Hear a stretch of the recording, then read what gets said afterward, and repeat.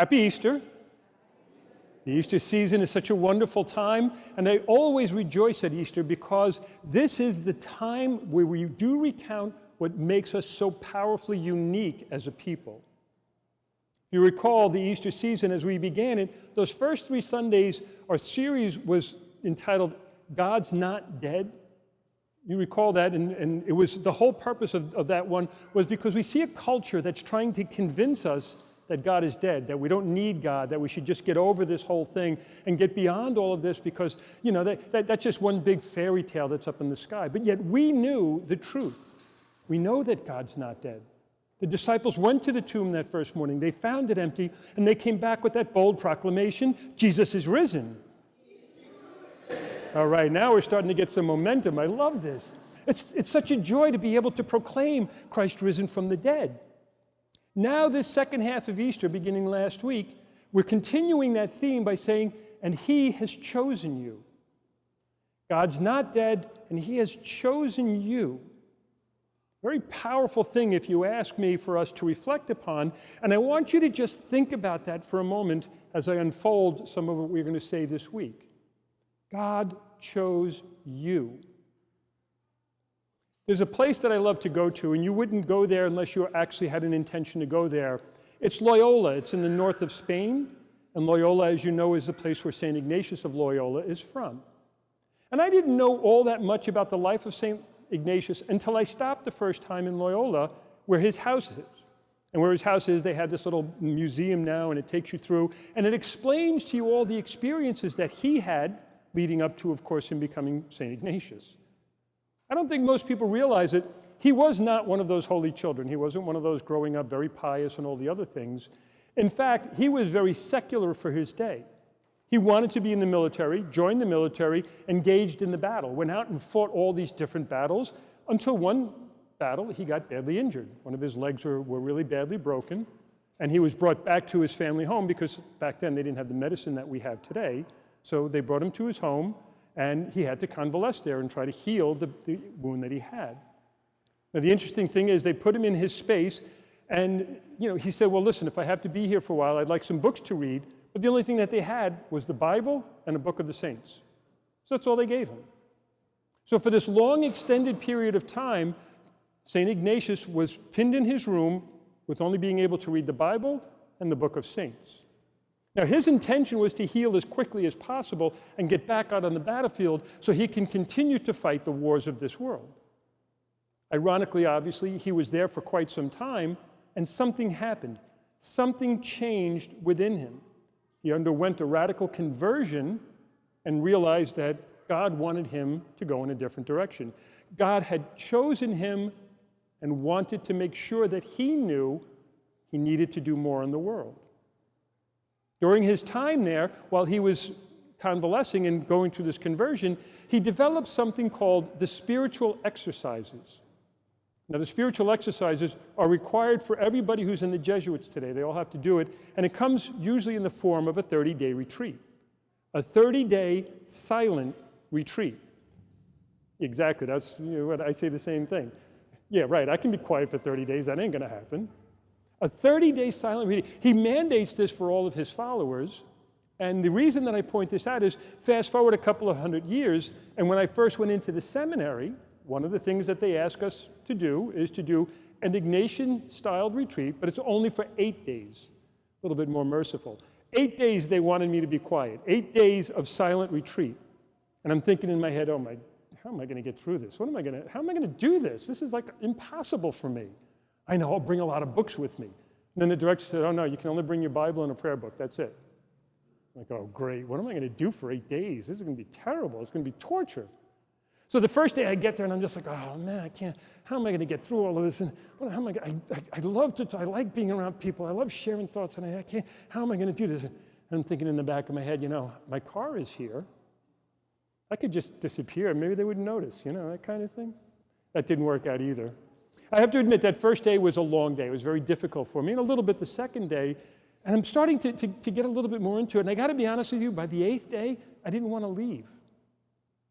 Something was going on in those 8 days. And what St. Ignatius himself experienced in his own convalescence, he made it so that every one of his Jesuits for future generations need to have that experience of being quiet and letting the Lord speak to our hearts. For me, it took 8 days, and now I look forward to my retreats of being able to just disappear someplace for a week, 10 days, and just to cut off from the world and be able to just once again refocus on what it means to be chosen by God. God chose you. God chooses us. Now, here's the thing. We have to remember that, God chose St. Ignatius. Like in the first reading, God chose St. Paul. God chose, and Paul could have resisted if he wanted. He could have, been on that road to Damascus and say, no, I got a mandate. My job, my modus operandi right now is to make sure that anybody who's on that way, anybody who follows Jesus Christ needs to be put to death. We need to end this now. He was doing that. It says in the passage, he was breathing murderous threats. And it's the same St. Paul that we read week after week. The same St. Paul, if it weren't for his being chosen by God, we might not be here today. I'm sure God would have found another way, but God chose St. Paul. And the irony is, in today's first reading, there he's now brought into the community, and everybody's like, him? You brought him in? You know who he is, right? You know what he does, right? And yet Barnabas was able to allay their fears and to demonstrate, no, this man is truly a chosen vessel, and he is going to be set aside to do the great works of God. Now, St. Paul had to spend some time. When you read the Bible, it seems like, boom, he had his conversion, and the next thing he was out on the road doing his missionary journeys. Not the case. He had actually spent a lot of time in the community and was growing and being prayed over and prayed with and prayed for. And the disciples and the apostles were all gathering together and preparing him for the mission. Just like St. Ignatius had to have that time where he went from being in the military and wanting to live a worldly life to being the St. Ignatius that we know today, the one who developed the spiritual exercises and the one who calls all of us to follow Jesus Christ. God has chosen you. I say that sometimes, and I know the kinds of reactions to expect a little bit, kind of the same reaction that I had. You don't know me, God. You definitely don't want me. No way, God, you want me. You're choosing me. There's no way. And yet, even as St. John points out in the second reading, God knows your heart. You think you're going to be able to fool God? God knows how you are. He knows the kind of person you are. He knows the life you live. And yet, he still chooses. And he still says to you, I need you, and I want you, and I love you. And that's something that should be a pause for all of us. Something that should cause a pause for all of us to stop and to really ponder the depth of that and the profundity of that. Because Jesus just told us a very powerful parable. I am the vine, you are the branches. We hear it over and over again. We all know it very, very well. We've heard it enough times to say, oh, yeah, I get it. But maybe I don't. Jesus is talking about being connected to the vine. Certainly, when St. Ignatius was in that upper room and going through his conversion, he was pruning and grafting, and that's what God was doing with him, prepping and getting him ready. St. Paul, when he first came into the community, had to be pruned and had to be cultivated so that he'd be ready to go forth and to do what God had chosen him to do. That's something I think we forget. That's why that first 8-day silent retreat that I went on, it was a pruning for me. It was a cleansing for me. Was I perfect when I walked away from it? Of course not. I mean, read the lives of any of the saints. None of them started out perfect, and none of them ended up perfect. But they kept striving towards the Lord, kept striving to follow the direction he wanted them, kept striving to accept that God chose them for whatever reason. And God chose you for whatever reason. But it is possible to reject his choice. It is possible to spurn his choice. And that's why Jesus speaks very, very clearly. He speaks, and I think he's speaking to you and to me. There can be branches that are dead that need to be cut off and thrown out into the fire. Guess what he's referring to in that one? There are those who will not accept the message of God. There are those who will not be embraced by him, and there are those who will have to suffer for their choice. But then there's those of us God chooses and says, remain in me, be part of me, be nourished and cultivated in me. And that's our responsibility. God has chosen you means then you have to respond by grafting yourself in, by pruning your life, by connecting yourself again and again to the vine. So here's some questions for reflection. Here's some questions. First question that I would ask, the vine and the branches, are you connected to the vine? Do you regularly engage in the sacramental life? Do you come to communion frequently? Do you go to confession frequently? Do you have your sacramentals in your life? These are one way that we can kind of gauge. Do we pray every day? How often do you pray? Do you spend time growing closer and closer to Christ?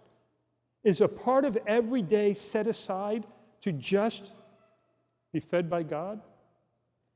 Some practical tips on that. You know, so often we buzz through. There's so much noise in our lives, so much incredible noise, which is what those 8 days taught me. How easy it is for me to be distracted, and I can pretend that I know God. I can pretend that I'm spending time with God, but I'm being fooled because with all that noise in my life, what have I got?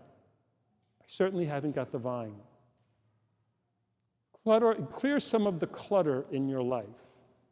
Go ahead and pray. Spend some little mini quiet time with God every day.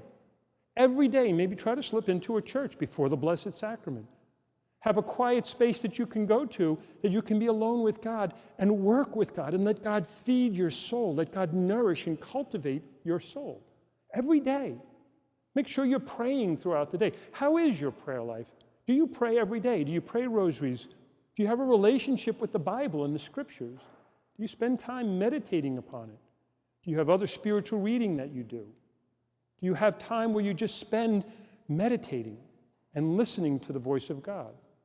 This is how we nourish ourselves in Christ.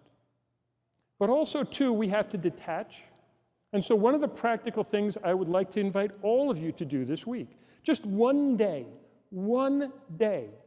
turn off all the media in your life. Get rid of the TVs and the cell phones. Turn it off completely. Turn it off as a family. And as a family, come together. See, we need to be part of a Christian community, and the base Christian community is the family. So as a family, come around the table together. Take the opportunity that day. No TVs all day long. I'm not kidding. Yeah, people are going, yeah, that'll happen, sure. All day long, turn off the cell phone. You can do without it for a day. The world will continue turning with or without it. Turn off the cell phone, turn off the TVs, turn off all those things that distract us and pull us away from Christ. And then spend time with your family. Good, prayerful time. Have some fun time with your family, too. Sit around the table. Get out the old board games and interact with human beings. It is so dangerous the way we live our lives today within our own families, amongst our own friends. How many people don't even realize how quickly they're pulling out. And I go out to dinner all the time, and it amazes me. A family of 6 will sit at the next table over, and 5 of the 6 are like this the whole time. What kind of a relationship is that? Put them down. Talk to each other. Interact with each other. Encourage each other. Pray for each other. Build each other up. Cultivate each other. Prune one another. But we can't do that if we're not interacting with one another. I highly recommend this, something I watched. Bishop Barron mentioned it in one of his talks. It's a pseudo-documentary called The Social Dilemma. The Social Dilemma. It's on Netflix. I couldn't find it anywhere else. It's not out on any of the other platforms yet, but on Netflix. And it's all of the people who work for all of these big social media companies who left because they saw what was happening. And they're going to tell you the secret behind how all of these big companies addict you and keep you. And I believe that that's the devil's tool to separate us from the vine. A powerful statement indeed made in this pseudo-documentary. Watch it and tell me you won't be taking Facebook off your phone as soon as you're done watching it. We need, my dear brothers and sisters, to be connected. And that connection happens through the community as well. And if we can't even have the community within our own homes and our own families, it's going to be that much harder to establish here.